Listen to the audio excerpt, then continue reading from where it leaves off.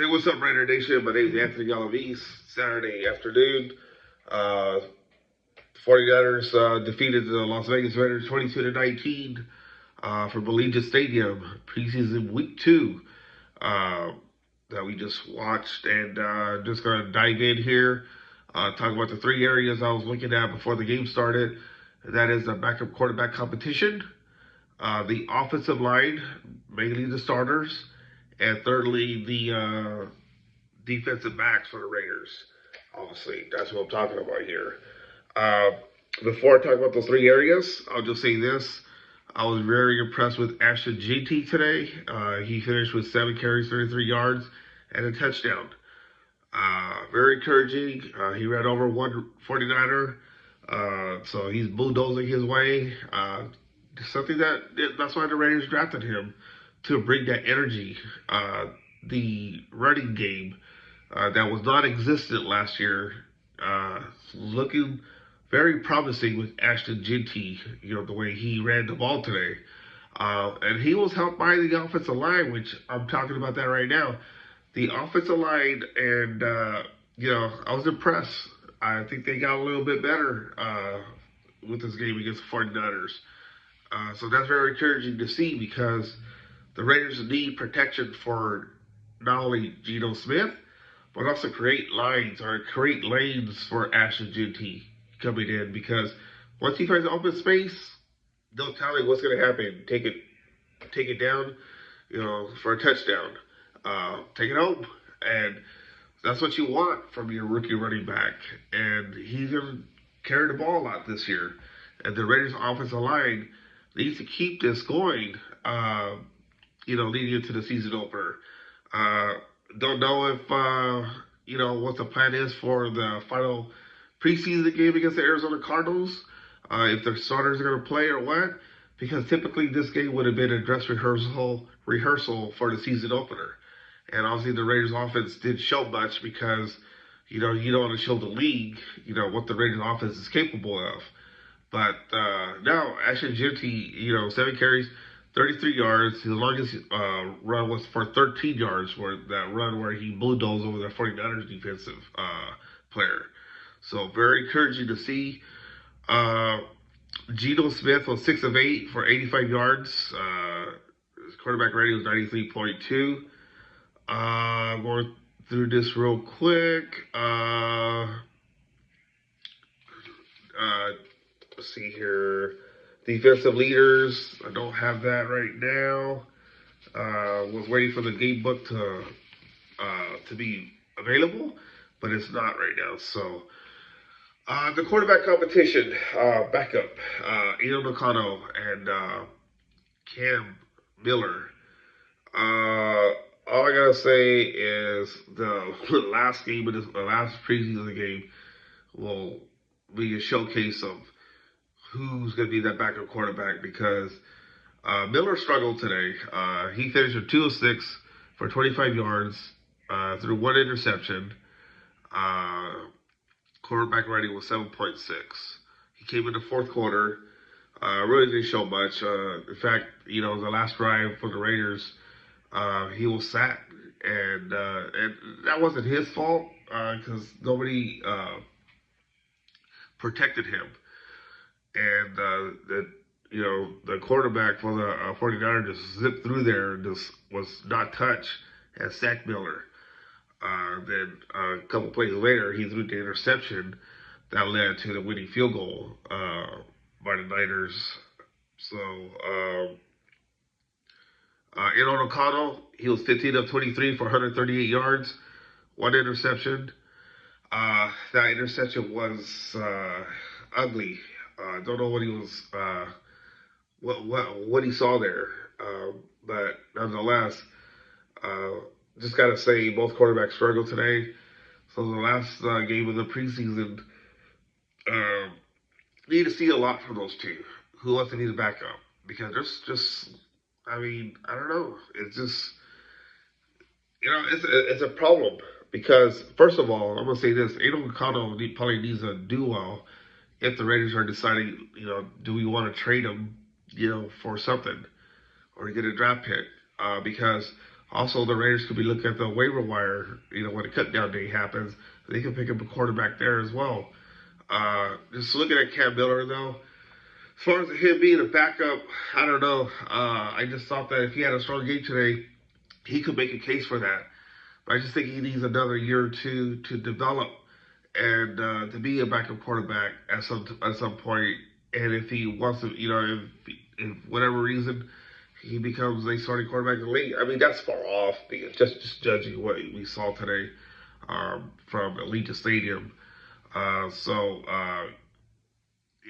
think the Raiders, they need to have a solid backup, because if Geno Smith goes down, you want to have a chance to win games, without Geno Smith. Obviously, you want to keep your starter in, but there's always that risk of injury, and you want to have a solid backup quarterback. And I don't think Aiden O'Connell is solid enough to be that person or player. Same thing with Cam Miller right now. I think at very best, Cam Miller is the third quarterback right now. So right now, just judging from seeing the game. But we'll see in the preseason game against the Cardinals, see how they all do. So that's my take right now on that quarterback backup situation or battle. It's a tie right now. I mean, Miller probably leads a little bit, but I had changed my tune.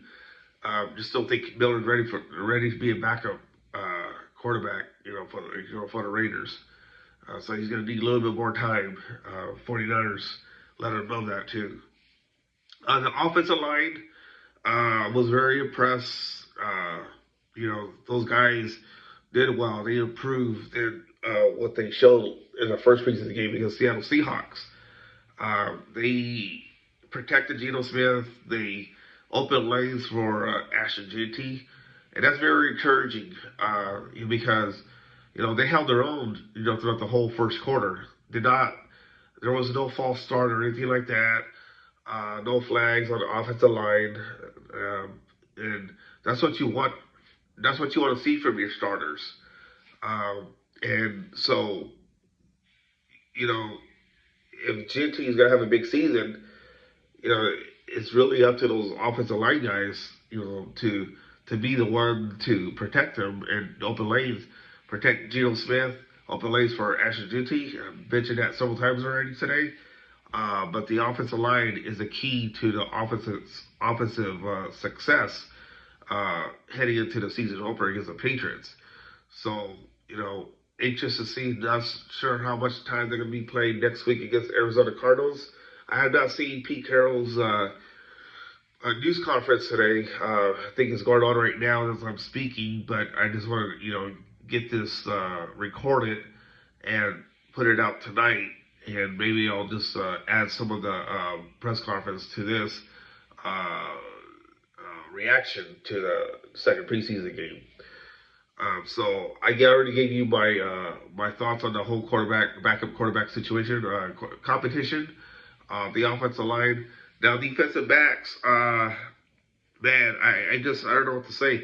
Other than Jeremy Chin interception, which was encouraging, man, I don't know what to think about this defensive backs right now. No, I don't know what to think. Because I made that mistake the other day saying I don't know what to think because somebody said they haven't played together.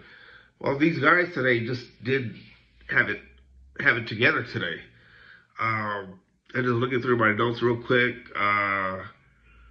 Purdy had a 14-yard pass early on.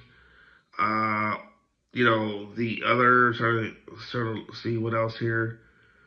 Oh, yeah, 3rd and 18. Or it was a 4th and 18 or something like that. And they pick up a first down. You cannot allow that to happen in a regular season game. Because if you do, and that's been the Raiders' Achilles heels for who knows for how long. Give up big plays for a first down when putting the opposing team 4th and 100 or something. Yeah, I'm exaggerating when I say that.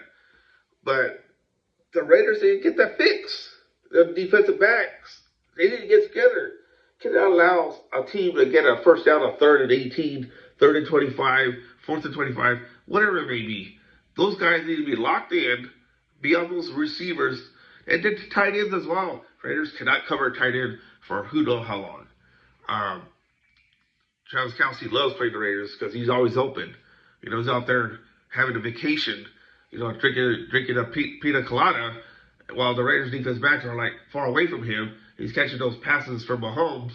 You cannot allow that to happen during a regular season game. Now, the Raiders do have the players to eliminate all those miscues. You know, you got experienced players play on the defensive front. The only thing I was encouraged by the defense right now, it was the stopping the run.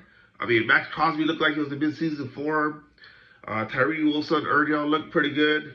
Adam Butler, you know, they held their own. I was encouraged by the, you know, Erdion stopping the run.